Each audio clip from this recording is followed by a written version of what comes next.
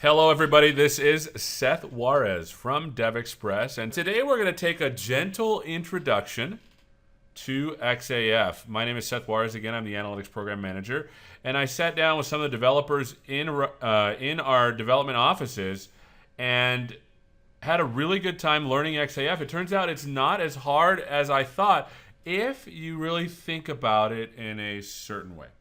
And so that's what this introduction is meant to do. It's meant to sort of introduce you to XAF. Okay, again, as always, I love questions, so please type them into the question box if you have any questions. And also, if you have any problems, let me know. Again, this is for you. I want to answer the most important questions when it comes to XAF. Okay, so let's go ahead and get started. It turns out that whenever we write software, for the majority of people, we're not writing your Facebooks or your Twitter applications. We're writing simple CRUD applications. And when we're writing them, it literally feels like it feels like we're doing it right, but not all the way. It feels like, hey, we're getting some exercise here, but it seems like things aren't really going right. And so what I want to do is I want to show you that feeling you have when you're sort of rewriting things over and over again, that there's something wrong, right? And I want to show you what's wrong with how we're developing the software. That really, when we write the software, we're literally repeating stuff again and again. And so when we write software, we really want it to be something like this, right? We want to say, hey, I have this piece of functionality. I just want to put this on. And then I want to take this piece of functionality and also put this on. And that's how we should build software. For example, security, like logging into a program, that's been done. So why do we spend so much time rewriting that over and over again for almost all of our applications? Also, logging. When you want to log stuff, or you want to know who edited what, or for example, if you want to have an audit trail, that's been done. If you're rewriting that, again, we're getting back to, it seems like we're doing effort, but there's probably a better way. So let's take a look at our obligatory architecture slide. Most of our CRUD applications are going to look like this. I don't know. I can't think of another way to do it. We've been doing it this way for a long time. But it turns out that in each one of these layers, there's the same code we write over and over again. In fact, if you are writing a database for your particular application, like you're writing a database from scratch, you know you're doing it wrong, right? You don't show up to work and say, hey, there's a new startup and we need to make like an application. Hey, let's write a database application. You don't do that, right? So why do we do stuff here? Why are we writing a new data access methodology? There's already stuff, right? Microsoft has Entity Framework 5. We have XPO. And then with logic, why are we writing this stuff? Why are we writing the logic over? If it's CRUD, it's just CRUD, right? It's only when we go outside of that we really should think about doing it. So let's talk about the UI side. We actually, and I'll tell you this, we happen to know some people that write some really good UI. Maybe we'll talk about later who that is. I'll keep it as a secret. But we know people that write good components, that know how to do the operations that we all need to do. Next, when it comes to logic, well, if you think about it, most applications really deal with create, read, update, delete. And then it's also about managing relationships between objects. That's probably about 80% of what we're doing if you think about it. You have your tables or your objects that map to your tables, and we're just managing putting stuff in, getting stuff out, and then managing the relationships. Next, we have data access. If you're writing code here, don't, right? It's not that it's a solved problem, but there's a faster way to do it. We have XPO, Express Persistent Objects. There's also Entity Framework 5 that you can use. And then, again, with databases, just use a database. There's nothing more to it than that. So if you think about your applications, this is primarily what you guys are going to be building for. You're like, Jim, he runs the machine shop and he wants to have an application that manages his tools that he uses. Or, for example, Sally, she's an attorney and she needs to manage her clients. You see what I'm saying? It's all the same stuff. And so when you think about it, there's definitely some patterns that emerge, and that is what XAF is about. Notice the three sort of areas. We have your model, which happens to be your data. So, for example, we also have built-in stuff. Like, for example, if you're writing a person object, which incidentally we will, it's already been written, right? We have that already. So this is sort of like the model, right? In the middle, we have these things called logic, right? I don't know how else to say it, but we have logic that controls how the stuff comes out of the model and sort of works with it, and then how it pushes it up to the view. And finally, we have the view. So as you can surmise, this is using model view controller. Now, let's not confuse that with ASP.NET MVC. What they did is they stole the architecture name and plastered it on ASP.NET MVC. That's not a name. Model view controller is a really old architecture pattern going all the way back to Smalltalk, if you can believe that. And so we've used this pattern of having places where you store stuff, or the model, places where you define how we interact with that stored stuff, which is the controller, and then we have the view, which we automatically generate. And then we'll talk about, finally, this second area, how we can sort of modify the way these two things interact.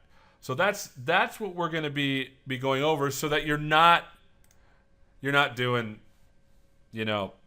this kind of stuff. There's a better way, right? Let's hit the ground running first, right? Let's not rewrite stuff or redo stuff that shouldn't have to be rewritten. In essence, we have our DevExpress guy here ready for you to write this stuff. It literally, like, this is, if you guys know XAF, you know who Dennis is.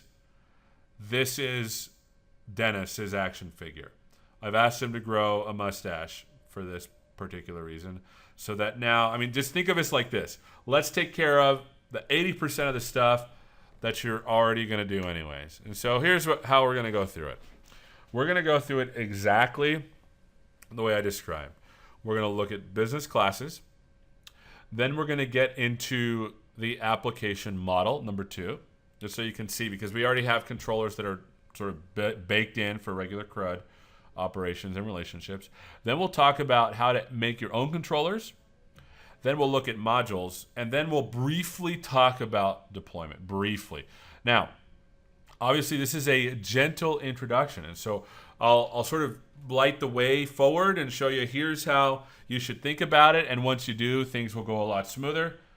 But we will not get into every single thing. If you have any questions in particular, feel free to put them into the question box. Okay, so we have no more slides, obviously, except for like 1 or 2 at the end, to get my information. So let's write some code. And again, notice that Visual Studio is not even open at all. And so I'm literally starting from scratch. And what we're going to do is we're going to build a contact application. And what I mean by a contact, I mean like, you have, when you send Christmas cards or whatever religion you are or whatever holiday there might be, you always need to send your family something to let them know because they get upset. So we're going to write an application that does that kind of thing, that manages contacts. Okay, so the first thing I'm going to do is I'm going to go to new project. And you'll see here that we have this whole area for XAF, right there. So there's a lot of different kinds of XAF projects. I am going to start with the basic one. Well, it's half basic one, right? Because if you're gonna commit to ASP.NET, you can do an ASP.NET XAF application. You can do a WinForms one. You can do a console. You can do whatever. I'm going to start with a cross-platform application, and I'm going to name it something good, like Solution 3, because that's what Visual Studio wants me to call it. So I'll go ahead and hit OK. And now what I'm going to do is I'm going to go through sort of the project structure briefly, and then we'll start to add some stuff, and then I'll come back to it and show you again. Okay, so let me close this Server Explorer thing because we don't need that. Again, for those, while this is registering assemblies, I just did an update. A question just came through that said, "Oh yeah, two things. The architecture slide that I showed you, those architecture slides come from the website. Let me show you. So let me go to Chrome here. Oops, Chrome, and let me move it over here, and let me show you how to get help from the site real quick. So if you go to help.devexpress.com and you go down to Express App Framework, you have everything here that you need to know. We have like an overview that shows you, hey, here's some things to think about. I always like to start here at the fundamentals. And this picture, if it looks familiar, it's because that's the one that I just took right out of. It's the one I took right out of this particular site. And then it goes through and explains just some of the stuff that I was talking about with some other pictures. The next question that we had is regarding modules. Yes, we'll talk about modules at the end, and I'll tell you about that. So there was another question about being able to view this. Yes, I am actually recording this, and so you'll be able to get this. I'll just ship it over to our video people, and they'll get it set up as soon as possible. Okay. So I think I am ready to go. Yeah, so it's registered the toolbox. Everything's good. Like I said, I did an update this morning. So let's talk about the project structure because I think it's fairly interesting. The first thing that we need to look at is these two right here. These two sort of are like the front end. If you have your web project and your Windows project, that's sort of like the UI part of it. So let's erase that drawing here. These blue parts are modules. Now, this is sort of functionality that's specific to each of the respective projects. So for example, for the web project, you might have a specific way of doing UI that you want to do just for the web project. Then you put it in here. If you have specific functionality that you want to use for the Win project, then you put it in here. And finally, we have the base module for all of the projects, which has sort of your base objects of everything you might need for your particular project. So for example, your base classes or the things that you interact with are going to be in there. Okay, so that's how we're going to start. So let's draw a little bit of what we want to do. So for example, we want to have a thing that has houses where people live. And then we want to have, because in a house we're going to have many people. So we'll do some people. And then what we want to do is let's say we want to have a tag for each house, because we want to know, like, if it's the crazy uncle, we shouldn't send him like guns for Christmas, you know what I'm saying? So this would be tags. The relationship between this is you have one to many. Here, I'll put the many sign over here, one to many on people, because in a house can have a lot of people. And then we're going to have here on the tag side, we're going to have a many to many, right? Because you can tag a house many things, and a tag can belong to many different houses. So that's what we're going to start out with, and then we'll build on that if at all possible. So let me show you how you do that. So we're going to go to the base module, and I'm going to show you sort of the project here that you can see. So database update I'll talk about at the end when we talk about deployment and that kind of stuff. Functional test we won't even get into, but you can test this stuff pretty well, and I won't even have time to get into it. We have this thing called Easy Test, which really is easy. And then you have your controllers that are going to work for your whole program. You can also have controllers again in your Windows or your web module. And finally, you have the business objects, which is where the main sort of stuff, the core of the application lives. So let's add some stuff here. So remember, the first thing we're going to do is we're going to add a new item. And that item is going to be an XAF item. And you can do an XAF domain object UI model plus code. I'm not going to spend too much time on this one. What this does is it lets you sort of play with the UI at the same time as you actually add properties. I'm just going to go code. I'm going to go commando and just do code because I don't know. I like it. So I'm going to use household as the actual place where people live. So I'll hit enter for add, and we should be able to get started. Okay, so the first thing we do, notice, is that we're trying to help you see what's going on. So you can see here, there's a lot of stuff that we put in here to help you sort of get a feel for what's going on.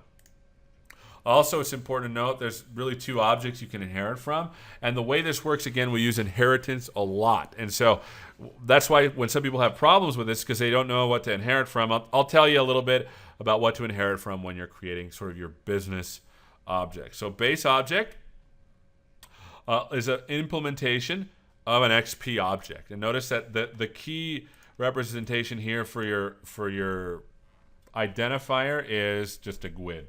If you like auto-incrementing integers, that's okay too. You can inherit from XP object. So I'm going to do that, XP object, instead of base object, just because if you look at the XP object, its base OID is an auto-incrementing integer. Seriously, that's the power. So if you're thinking about XAF, please think of it as a framework. Framework.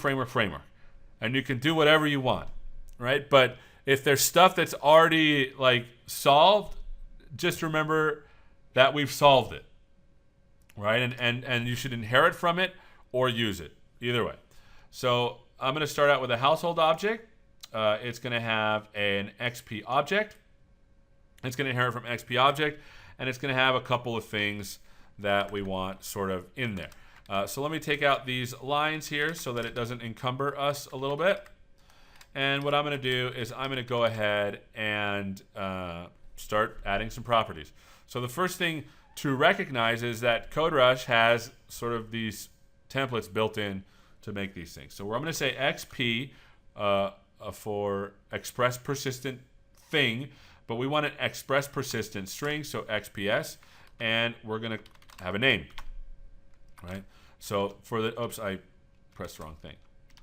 Okay, so next thing is we're going to have XPS address, XPS city, XPS state, XPS zip, and then there's going to be obviously a household phone number, and finally an email for their household. So this is like their house phone. So man, I for some reason my shortcut key to collapse all is gone, and that stinks.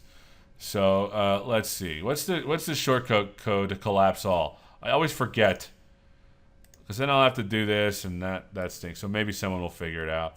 It used to be Control MO for me, but it's not working. Okay. So notice that what we've done is we've just created this class. Nothing too complicated, and it's gone ahead and used sort of the XPO idioms that we use for saving and loading stuff. Notice we really haven't done something at all. We haven't really done much at all. We've just defined this. And if you think about it, what would you expect to happen now if you were to run the program? That's the important part. So again, we have these set property values that comes from the persistent base, and this is what allows us to save and then keep state and other stuff. So now we've just made the household object. We are on the WinForm solution as the startup. So let's see what happens. So here it is. It's loading up with our really happy XAF icon. Notice that we have a program that has your standard menu items, right? Panels, etc. And then we have this household with the question mark gear thing, right? It's because it doesn't know how to display it. And I'll show you how to change that in a little bit.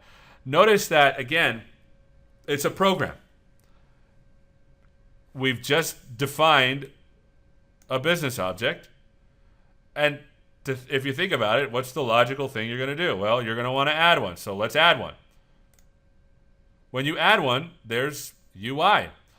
Oh, notice that this sort of snuck in there, the object ID. When you inherit from the base object, it doesn't do that. But I did it on purpose because I want to show you how to change this. So we're gonna add a household, and then my address is 123 Main Street. If you want to send me any mail, we're in Anytown, California, and our zip is 12345. My phone number is 555-1212, and my email, of course, is sethj@devexpress.com. No, well, that's the household. You know how sometimes you have like a family email? That's what that is. So let me hit save and close, and there it is. So notice that we have this concept of views. There's two kinds. There's one that displays a list of stuff. You can see that right here. And then you have the one that displays the detail stuff. Right? Think about it. I mean, it makes sense. Now the other question is, well, okay, Seth, that's all good and well, but if you close it and reopen it, does it remember? Yes, it does. And why is that? Well, because since we're using XPO, we automatically know this is the shape of your data. On top of that, we have this sort of configure list setting that says, we're just going to assume you're running SQL Express, and we'll just save it there. And let me show you that. So a SQL, let me go SQL management server here. Let me load this up. Let me connect to my, sorry, it went off to one of my screens. So let me connect to my SQL Express. Let's go to the database. And guess what it's called? Solution 3, right? Because that's what we figured you want to call it. Obviously, you can change that. And when you look at the tables, notice that you have the household table, because that's what you would expect. It's the household. Now let's zoom in there just a hair again, and let's look at some of the fields that would be in there. Look at that. That's pretty amazing. Now notice that we have some defaults in there, but let me do this. Let me zoom out. Let me close this. Let me stop the program, and let me add something. So XPS description. Right? And notice that description needs to have some size to it. We don't want it to be 100, so let's do that. Right? So think of the most logical thing that it might be, and then do that. So yeah, do that. So let's run it and see what happens. So now that I run it again, you would expect things to explode, but you don't. Everything is here. And I'm going to type in some, this is a special language that I've been learning. Save and close, still there. Now, when I go to the database, remember how we had the database up here? Let me refresh. There it is. Notice the size also. It's exactly what you would expect. Right here. Now when I go to actually look at it, there I am. Now, you're probably wondering, well, what is this other stuff you're laying down? Optimistic lock field, GC record. Just think about it as a way of DevExpress preventing the preventable. Like, Joe calls in from the app that you build, and he's like, hey, I deleted everything on accident. And you're like, oh, great. Well, there's some nice things we do to make it so that doesn't happen. Additionally, notice there's two other tables. One is called module info, and the other is called object type. The module info just keeps track of the version of the module that you just did. Now, if you think about it, remember we just made a change. Because the module version changed, that means that there was a schema change that was required, maybe. And it took care of that. Last, we have this thing called object type that lets you do crazy things like inheritance inside of your XPO model or your Entity Framework 5 model. And this inheritance, well, this only works with XPO, but it lets you do inheritance inside of XPO so that then we can do the proper mapping. All right, let's get into something a little bit more complicated. Speaking about relationships. So let's go to the business objects, and let's right-click, and let's add. And I'm going to go just a hair faster. So instead of adding it that way, I am going to use XC for a persistent class. Notice that we want to have a person. Notice it's XP object. And again, the important thing is we want to have this default class options, because that tells our XAF framework, just do the regular thing. Whatever you're going to do, just do that with the person object. And now we're just going to add some stuff. So for example, XPS first name, XPS last name, XP date, birth date, I don't know, what else? XPS phone number, XPS email, anything else? I mean, I can't think of anything else. No. Man, I wish I knew what the shortcut key was to collapsing all. Ah. So yeah. So by the way, yeah, XP date was XPD8. Wasn't that cool? I know. So we've got that. Control MO, I know, Control MO. But for some reason it must not be mapped properly. It's like trying to save it. It's making me ill. This happened to me one time, and yeah. So oh, by the way, do you notice a problem here? FERT name? That's dumb. Let me fix that. So let me, oops, Control Z. Let's go, let's rename this to first name, because that's the right thing.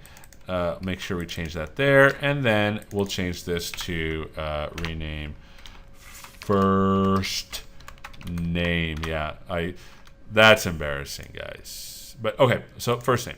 So we've got this. We've set this up. It's all set up correctly. I don't know why I put this over here, but notice we're trying to make it so that it like sort of lines up and your code looks good, because we don't want to make ugly code, right? I mean, heaven forbid. So we've got that. Now let's talk about the important part, which is the relationship. Okay? So the relationship is important. Notice that we need to know from one to many which one is the one and which one is the many. So let me move this to its own class. So there it is.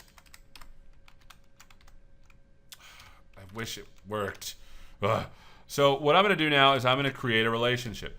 Notice that a person is going to belong to one household. So we're going to say XP A for association, and we're going to say the household. Now, notice, oh, that's not a real object. I don't house. Well, let me change this.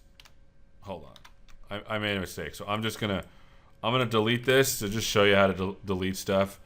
I'll take this out because household doesn't exist. I'm having some spelling issues here. And let's do XPA household, and the object is household. I'll just press tab. Now, for associations, there's this thing called name. This is really there to disambiguate if you have relationships between the same kinds of objects. Okay, so no, if you only have one relationship, you can take this out, right? Now, this relationship also belongs on the other side. So on the household, we need to make an association again, but this time it's going to be an XP collection of stuffs, and the stuff is going to be people, and the relationship type is going to be person. Notice that we do not need this thing because there's only one relationship. Now, if you have multiple relationships, make sure that you name it. Okay, so there, we made a relationship. That was really it. Let me put this side by side so you can see what that looks like. On the one side, right, because person has one household, you just put an association. Notice that it saves it as a variable. Last, notice that you have a person, a household has many people, which is a collection of person. Now, the last thing I want to do is I want to show you how to do like this sort of calculated sort of thing. And again, I'm sorry, I wish I knew what was wrong with that shortcut. Sometimes it burns me, so I apologize. But notice, what if you want to be able to have a field that's first name and last name? Well, just do what you think. I'm gonna do an automatic. I'm gonna do an automatic property of string and call it full name. This is not a persistent thing, so you can say non-persistent. I don't even think you have to, right? Because there's no setting. I'm not going to do a setter, but I'm just going to put it there. But I'm going to say get return first name plus space plus last name. That's it. Notice that this is going to be a calculated sort of thing. You can even, if you want to be careful, right? You can even do stuff like this. I don't even think you have to be honest. But I wanted to use the question operator. Notice that now we're being super safe. Notice that I've created a special field that's non-persistent that does calculations. So let's see what that does. So let's run it and see what happens.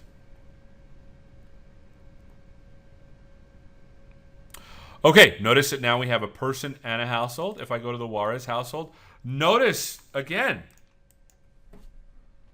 this is what you would expect, right? In your UI, you have a list of people. So let's add a person to the Juarez household. I'll hit plus. Notice there's no one in there.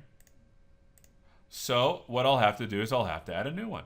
So notice that you can have people floating around and you can associate them to different households. This links them. This creates them. So I'm going to make a new person. Seth Juarez. You guys seeing something cool here, by the way? Your magic property that we have. My birthday is 7/31/1979. My phone number again is 555-1212. My email is sethj@devexpress.com.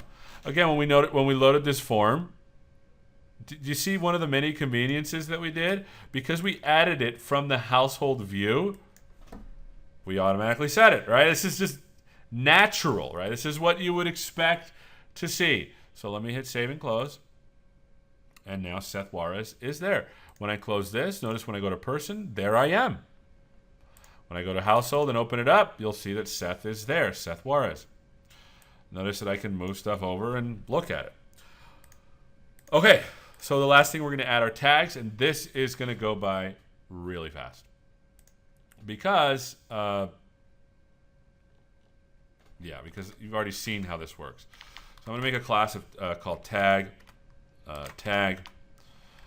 Make sure it has the default class options. Default class options. Let's move it to its own file. Oh, it's for some reason the namespace didn't show up. That's weird. So I'll make sure to put the namespace in there. It's probably because I didn't do it inside of the namespace, so I apologize for that. So now we've got this in there, and for this we're gonna have XPS name, XPS description, and we don't need that, and then XPB active for bool. Okay, now what we're going to do is we're going to have a many-to-many relationship with households. So XPCL, household.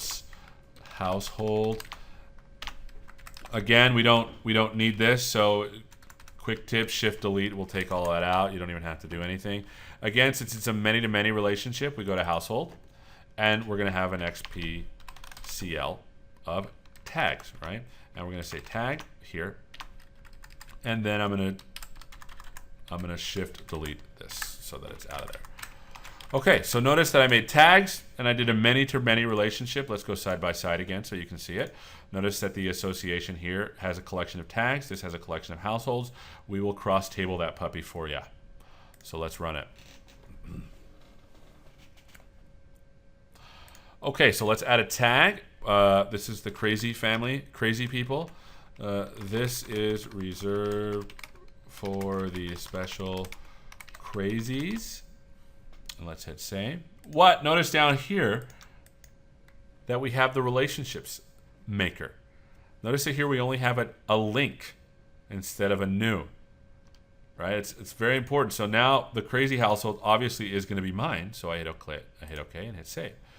Now when I close it and I go to the crazy tag, you can see that Juarez household is in there. When I go to household and click on it, notice we have two tabs, one for people and one for tags.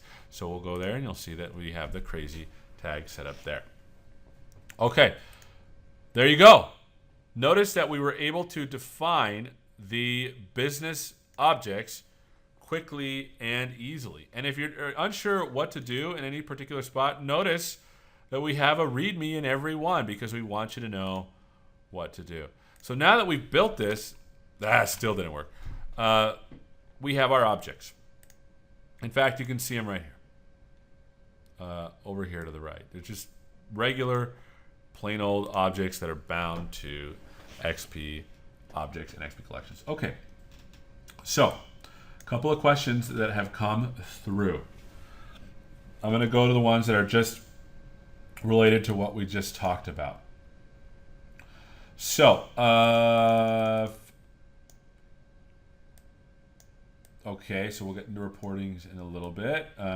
So inheritance only works with XPO, but it saves the data in a SQL database. Yes, it does. And so there's actually, if you want to go to XPO, our documentation, you'll see that there's ways to do that. When you inherit, you can have it make it's either its own table, or you can have it make a separate table with just the set difference in fields. You can do that kind of thing if you want. We'll do the default thing that we think is the best, but you can obviously change those defaults in XPO. Great question. Next question, can you specify other DB that XPO supports, like Postgres, for example? Yes. In fact, like I said, if you go to the Express Persistent Objects area, no, not the getting started. In the fundamentals area, you have this database systems supported by XAF. Also, you have database engines. That's the one you wanted. So if you're going to use XPO, you can see you can do a lot. Like, for example, Luke was asking specifically about Postgres. Yeah, it's right there. So imagine that's the benefit of using XPO, is that we really can map to a lot of stuff. And then when you look at it, there is a oh, here it is. This is the one I want to show you. It shows you how it maps stuff to each one. Like, for example, the data types and what it maps to. So it's pretty in-depth. If you want to go and look at that, you certainly can. Great question, by the way. You can do pretty much anything you want. I'm using SQL Server Express just because, that's 99%, 80% of the time people are going to use that. And if they don't, then it's easy to switch. I'm happy to show you how to do that at a later date. Okay. So now that we've got this, Mateo is asking something in Portuguese. Could you possibly show me something in security? Yeah, I'll talk about it briefly with modules at the end. So great question. All right, so if there are no other questions regarding building business objects, now it's time to go into the application model. Because remember, there were some things that we didn't like. And I'll tell you 2 or 3 of them, and we'll change them, and then we'll get back to it. So for example, these icons right here are ugly. It, like, literally, it's a gear with a question mark. It, like, you don't know if, like, the computer's going to explode when you push these or not, so we need to change that. The other thing I don't like is, some people like this, but it opens new windows. I don't like that. And the last thing I don't like is, I'd rather use the ribbon bar. Okay? So let me show you 2 very surprising things. Number 1, the tooling for XAF is absolutely otherworldly. And what I mean by that is there is some serious tooling that we've done. Look at this thing over here. This is amazing. If we go to our BO model, which is our business object model, we have some things that are sort of built in, right? We'll show you what those are. We'll show you some things that sort of just naturally are going to come with your project. Like for your editor, you have a criteria provider. But this is what we were working on. Notice that it's all there. You can see our members. You can see the views that are attached to this thing. It's pretty amazing. You can see what you can create out of this particular object. Additionally, you can set all sorts of crazy things. Like, for example, a default detail view. You can make your own detail view. Remember how there was a detail view that we sort of made? Yeah. Well, you can make your own. Or you can just use the default. When it comes to default list view, we have our own default list view. You can use that, or you can make your own. Or the lookup list view was the one where, remember, we wanted to link a household to a tag? That's a lookup list view. You can change that. I think the most important thing, though, is we want to change the picture. So let's change that. And let's change it to this thing because it looks like a house. So we'll save that. Next, let's go to the person. And let's change the image name because that's what we were committed to changing. So let's go down here and let's use bo_person. And last, let's go to the tag. And let's choose something that looks like a tag. So, I should have thought about this before, huh? Let's just use this list thing because that doesn't look. Let's use this thing. This looks like a tag. Now let's run it. So a couple of questions about icons. I know, because all of a sudden it's like, whoa, wait, I can do what? Huh? The question is, are these icons included in XAF? Yes, sir. Of course. The next question that follows naturally is, wait a minute, I want to use my own icons. Look at this goodness. Let me zoom in here. This thing right here is where you put your images. And if you are unsure about that, you can click on it, and on the README it says, the images project is intended for storing custom images. And then we show you how to add them and how to override them so you can use your own icons. Yes, I'm just using the ones in there because, it's easy. So I'm running it. I'm running it now. Notice that the icons are there. Notice that the icon is there. Notice that the icon is there. Notice that you see what I'm saying? It's like, think of what the right thing to do is, and that's what we'll do. Because, like I said, you don't want to be running on that treadmill on top of a road when literally you could just hit the ground running. Let's just do that, right? Do you see what I'm saying? Now, let me show you the crazy part. Okay, you ready for we're going crazy level 2. Because again, now we're actually in the program. If I go to Tools and I go to Edit Model, your users can actually change that too if you allow it. Now again, we'll talk about security module at the end. There's a way in the security module to allow your users to change this or not change it. They'll have model editor permissions. You can definitely change that. But notice that they can go in and say, for their particular solution, I don't like that image name. What?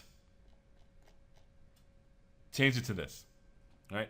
I'm not going to do that, but that will be a setting for their own particular program. So notice that they can also. So notice that just off the bat, we've given you a crazy amount of functionality. Stuff that you would literally spend weeks writing that you want to sort of stick a screwdriver in your eye to pull them out because you've written this so many times. Don't write it. We've already done it for you. And the reason, and there's a question that's often asked, is why is this in the universal subscription? It's because we're using everything we have to make this for you. All of our controls, all of our data sort of stuff, and all of our internal middle stuff we're using to make this very powerful framework. Okay, what was the other thing I wanted to do? I wanted to make the windows a little bit different, right? So let me go to navigation items, and instead of a nav bar, I want to use a tree list, and hit save. Now, here's crazy part number 2. Remember how I said I wanted to use a ribbon form? Usually that's in the options, but notice that it's not in the base module options.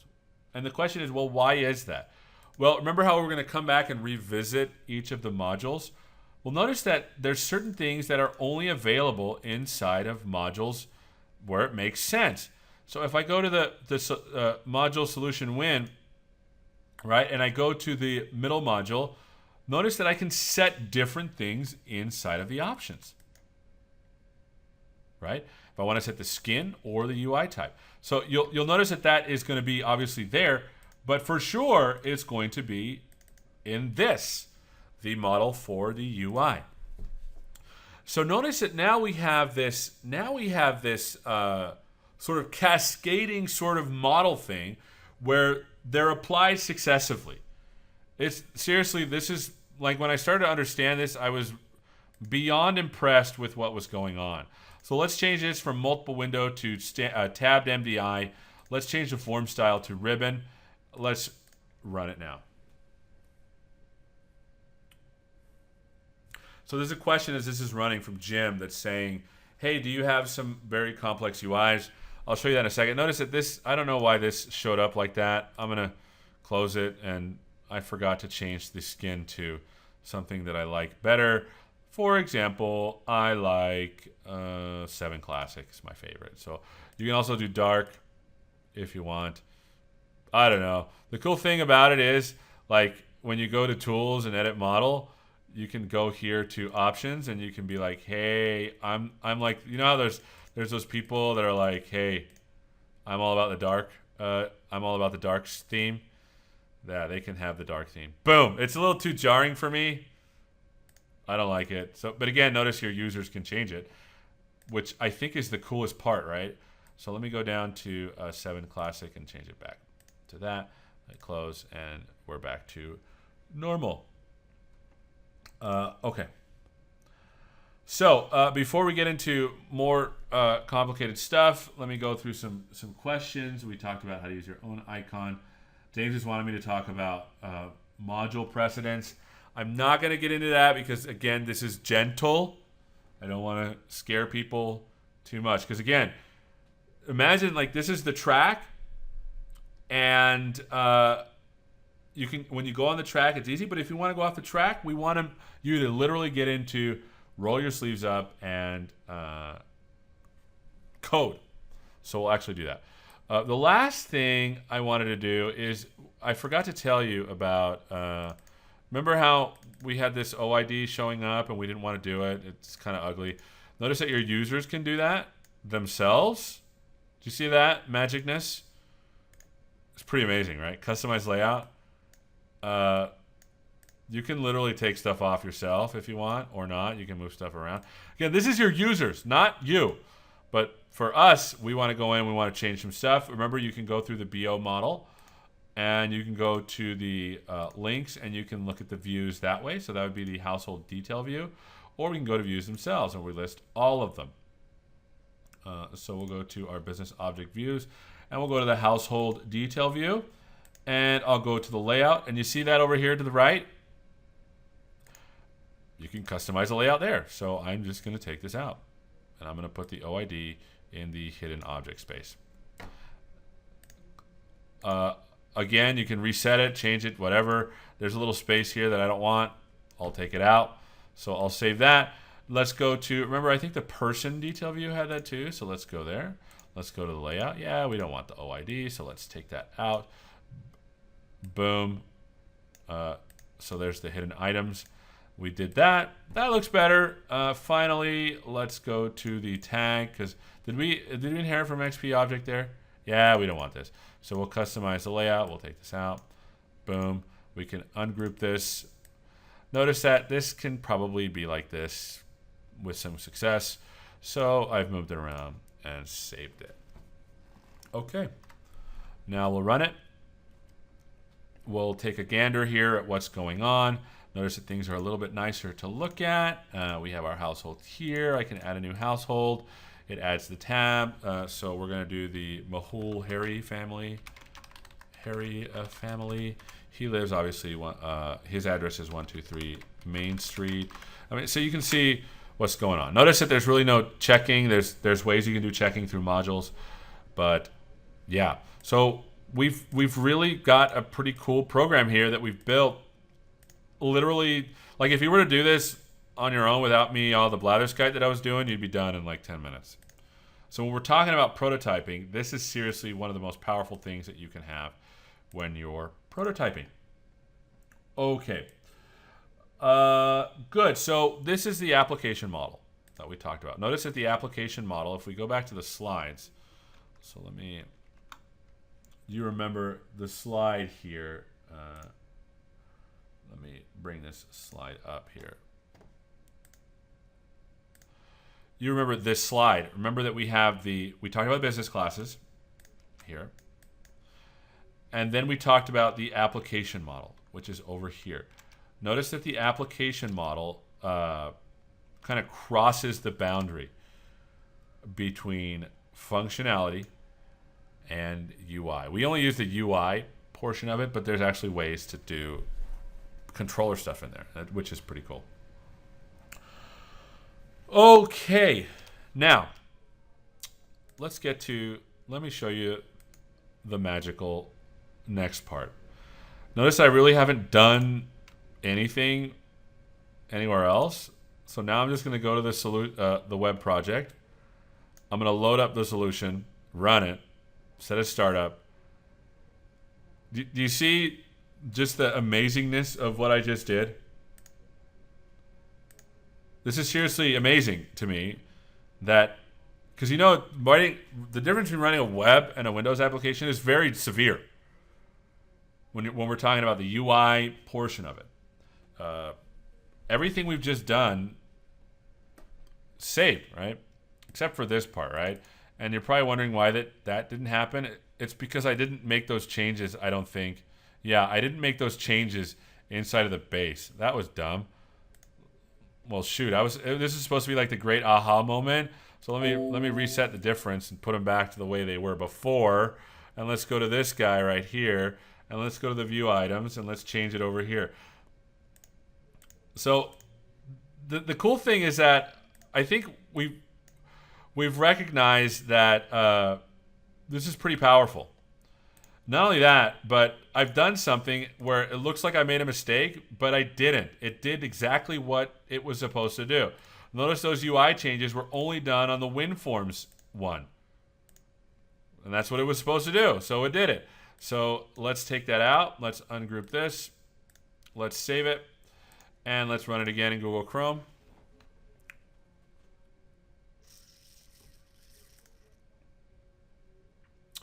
And as it loads up, you should see that it indeed did do the job, right? So let's go back to the WinForms project. Remember, because I reset the differences? By the way, that reset button is awesome. I've made some mistakes before, and I'm just like, I got to reset. When we go to set up startup project, you'll notice that those same changes that we made at the base level are going to be propagated at the main level, at the UI level.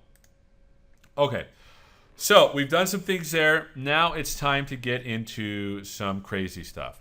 So let's get into the controllers, and I'm going to show you how to build some controllers. But before we do that, I need to put some data in there.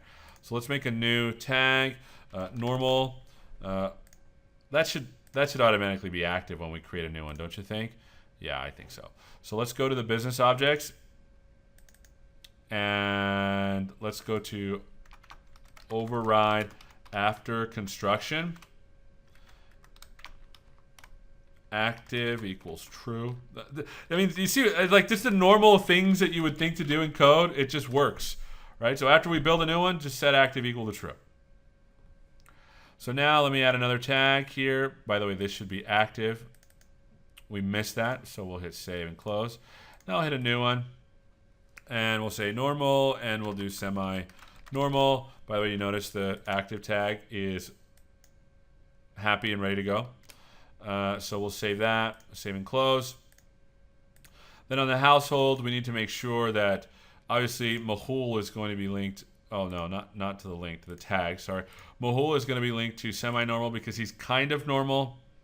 Not really. We'll go to the household. Now, let me show you something that we optimized for data entry here. So I'll go here to household and I'll hit new, and then we'll hit other household. Notice that we have a save and new option. I don't know, Johnson family, save and close. Notice that we have these people. We can go to tags, and let's add some tags to some people. So we're going to link these people and these people. Hit OK because you can have multiple tags. We'll hit save and close.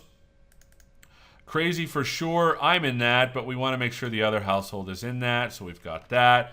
Save and close. And I think that's good. Oh, you want to see something else that you can do? What if we want to show what tags have been applied there? Let me show you something crazy, and then I didn't mean to do that, and then we'll get into controllers. So notice in the household, we have this thing called tags. I'm going to do something called explicit loading, which says load this for sure every time. And then what I'm going to do is I'm going to say automatic property of we're going to do an automatic property, string property called applied tags. And I'm doing this for a reason, right? You might think this is like a weird diversion, but I have to do this because the controller that I'm going to do, I want to show you that it does work. So if tags does not equal null, because we need to make sure it's not null, we're going to say string.join. And what we want to do is we want to separate by commas each of the actual tags. So I'm going to say tags.select, and I'm going to get the tag name out to array. Else return they don't have a tag. Not applicable.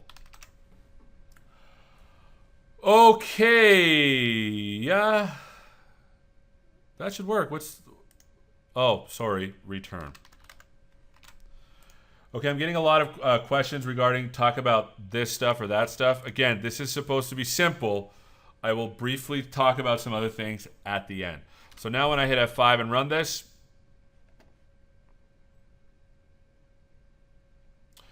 you'll see that at the end, I can move this over. We have these applied tags. Notice that in this case, it's null, so it's not in there. I guess they're not. There's no tags here. So let's add one to normal and hit save and close. And then I refresh and notice it loads it up. So do you see what I just did there?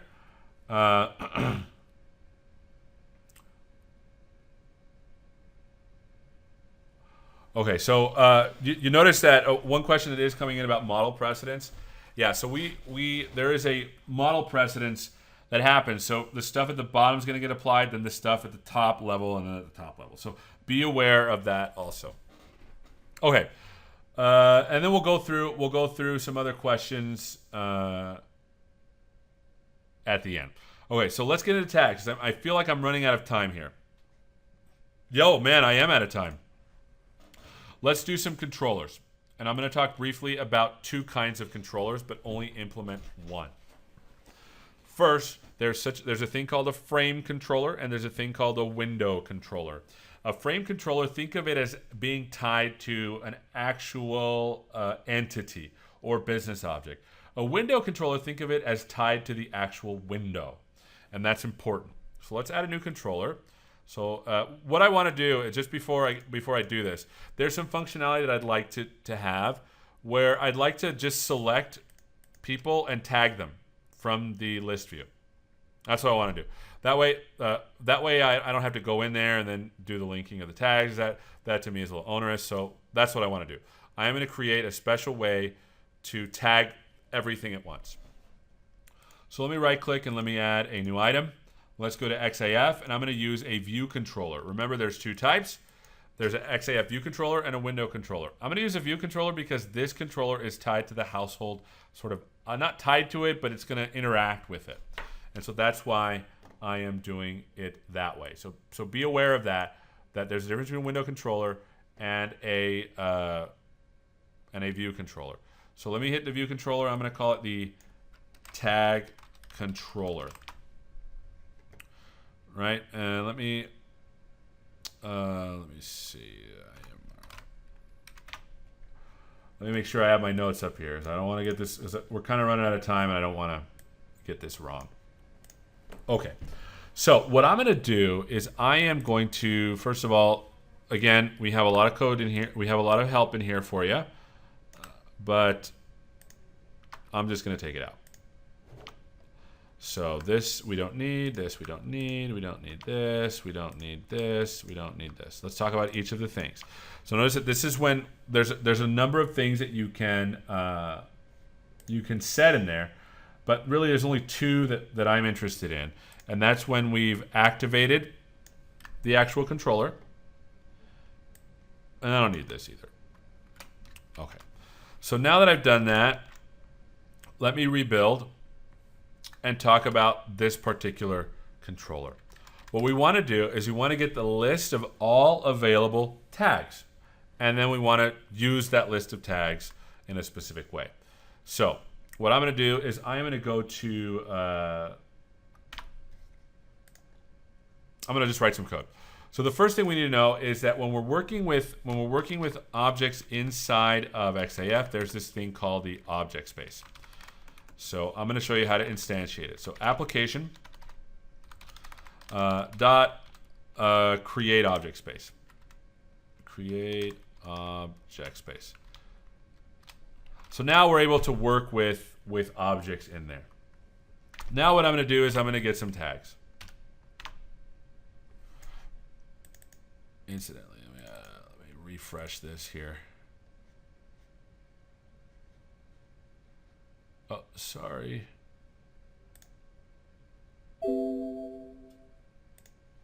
Let me close all of this stuff, because here's the thing, and this happens from time to time if you're working with controllers. There's actually a visual space for controllers, but for some reason it doesn't show up sometime.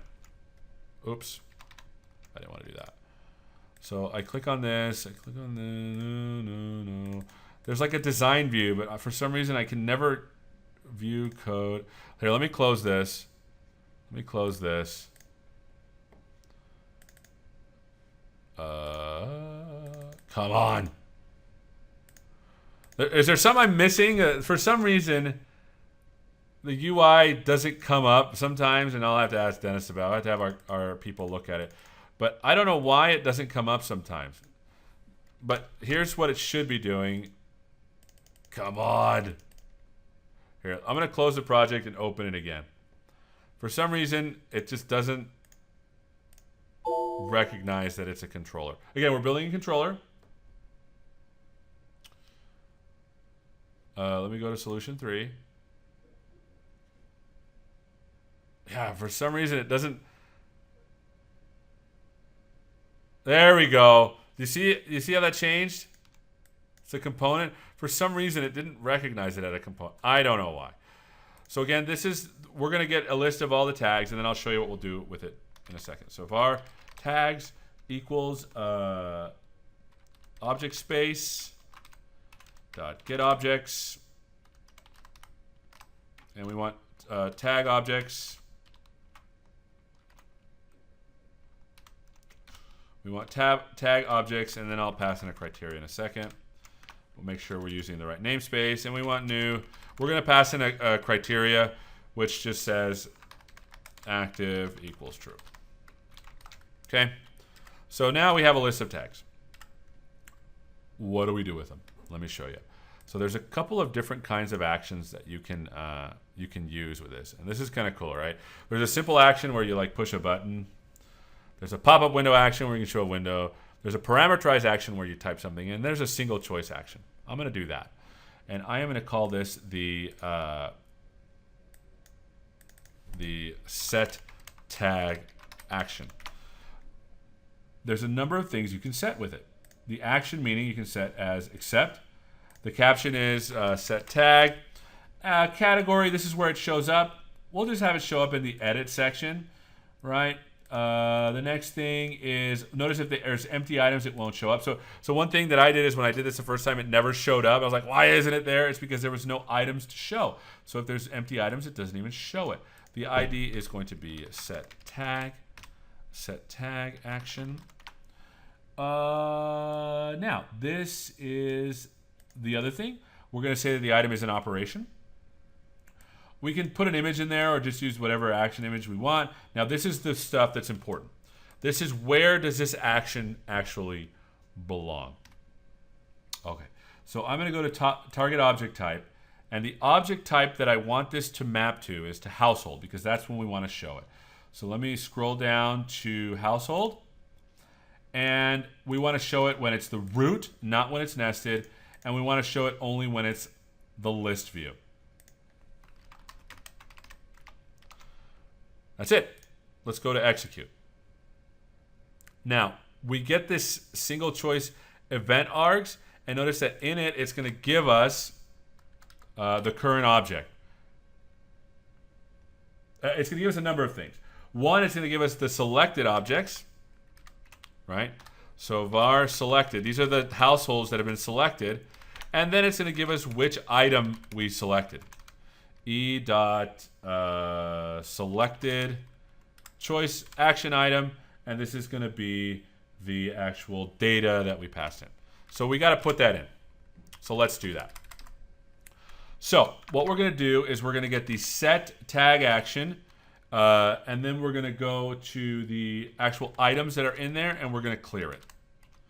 Those are not the actions we want. And then what we want to do is we want to do set tag action items dot add. Let's add a range of them, right? Because it's going to be a bunch of tags. It looks like we need a bunch of choice action item lists. So let's do this. Let's go down here and let's do a select, because we have a tag, right? And we want to select a new choice action item.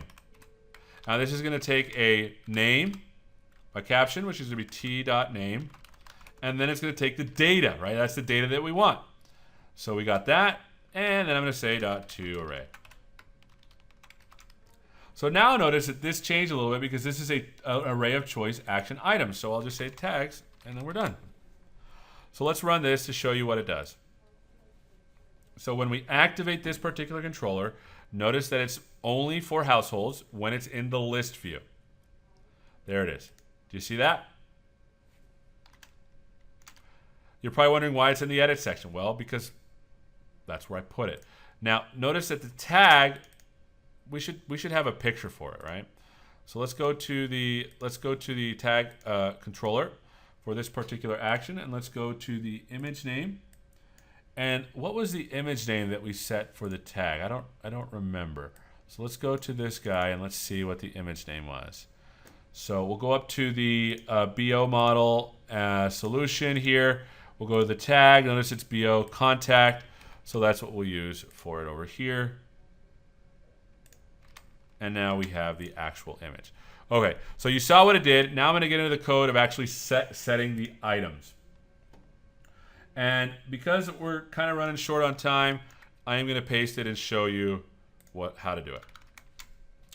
So there it is. So notice that instead of this should be items and this should be tag. There. So if there's more than one item that we've selected, we get a new object space. We get the object into the current object space, because notice that when you're working in different object spaces, there's different sessions, different sort of things. So we put it in the current object space, and for each household, what we do is we add a tag. Let's run it, see what happens.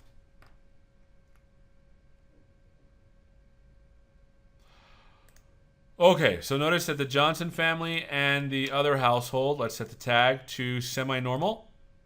Boom. Done. Let's set the tag here to the Juarez house semi-normal. Also, notice that it's in there as well.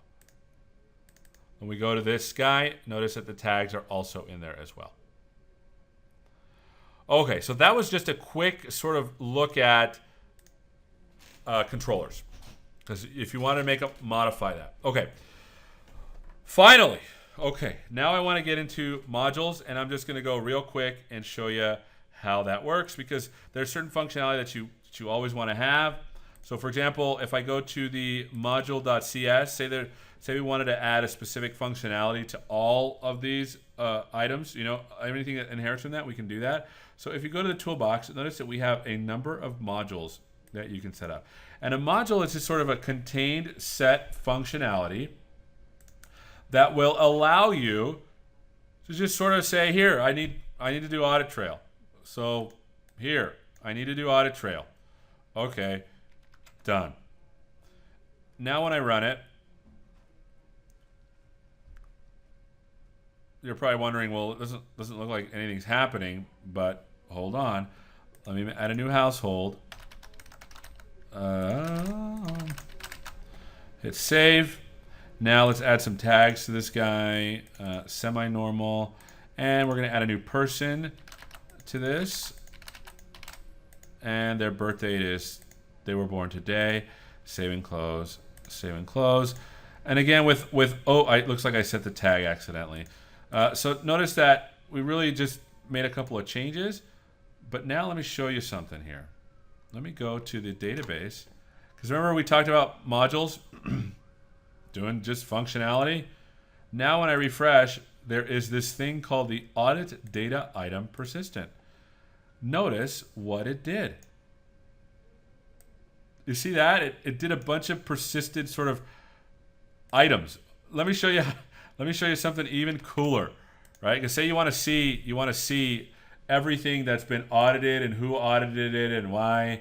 So let's go to the household and take a look at what was audited. So let's go to the business object and let's do this. Let's say let's go over here and let's add a new thing. So we're going to say public XP collection of this, right? Because that's what the table said. And we're going to say audit trail because we want this to show up in the UI. So now I'm going to say get. And what I'm going to do is I am going to write some real quick code here. Notice this doesn't exist, so I'll declare this field like so. And notice that what I'm doing down here is I'm saying, hey, if the audit trail is null, get the audit trail for this object. Now when I run it,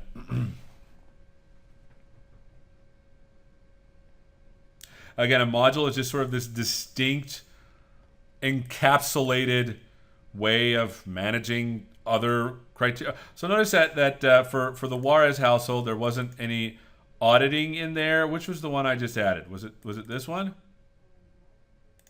Yeah. Do you see that? You don't know who did it, but why isn't this showing up? Why isn't there more stuff? Well, let's fix that. So let's go to this. I think I added it to the module. Let's go to let's see, where is that system module? No, where did I add? Did I add the? Yeah, I added audit trail module there. So let's go back to this because I want to be able to show other things, right? So XPO, no, not that system module. Where's the audit trail stuff? I'm probably not going to find it. I apologize for that. Hold on. Maybe I need to reload it. So let me Control-Shift-B. Let me load this up. Let's go to views. Yeah, there it is. I wasn't rebuilt. I'm sorry. So we're going to go to the, not that one. That's not the one we want. There it is. We're going to go to the list view of this and make sure that this description's in there. So let's change the index to 4 so that it shows up as the number 4 thing. I think this is it. It might be in the lookup list view too. So we'll make sure that no, it's not in there. So let's run it. So now notice that even with the built-in stuff, oh, it's not there. I'm so sorry.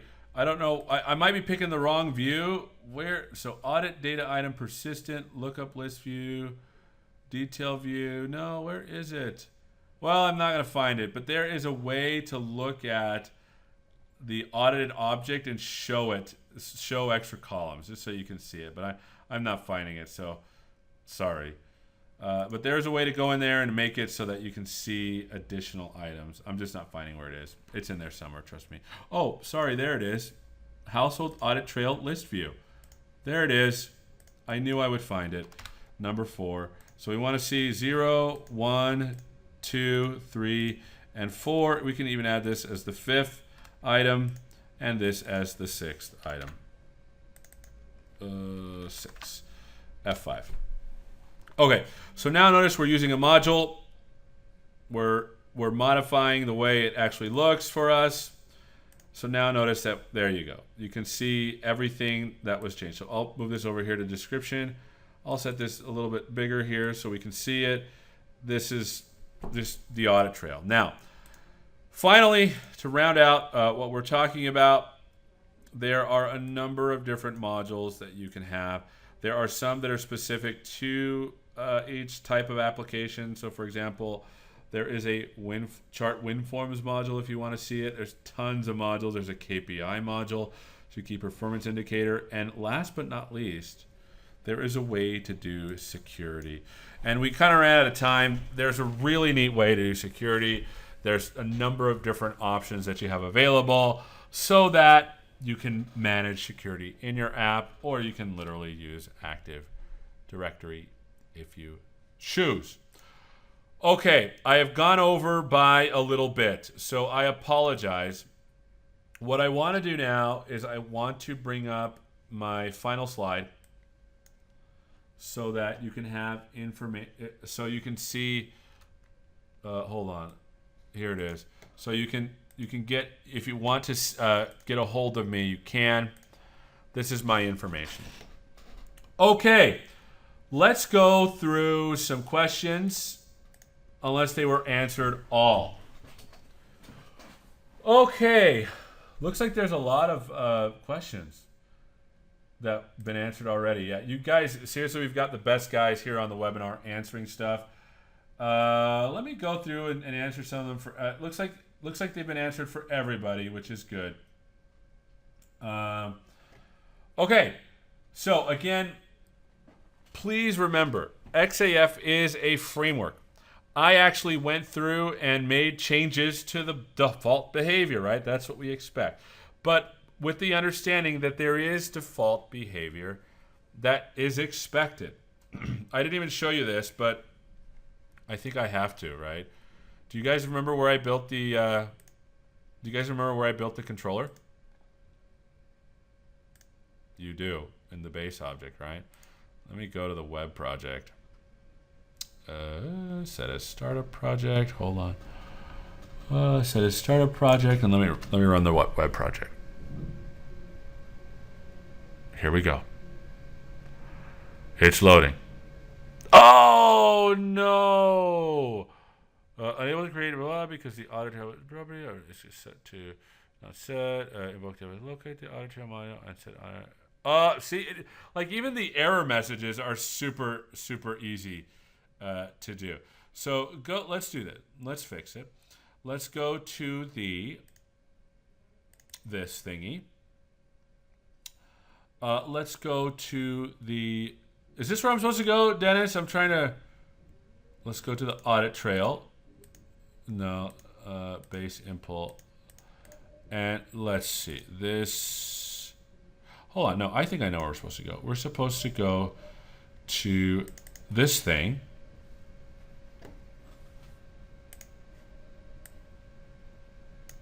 Well, I made a mistake, so I'll have to let me stop debugging. So the idea is that this will also work in the web project, but the audit trail module, I don't know why we didn't. This needs to be set as like something. I don't know. There's something wrong.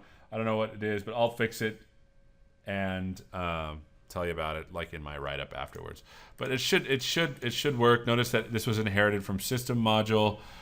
And this is the item data percent. Let's see the error again. Maybe we can fix it. Unable to create an audit data store object because the audit data item type property of the audit trail module component is not set. To avoid this, oh, I know what this is.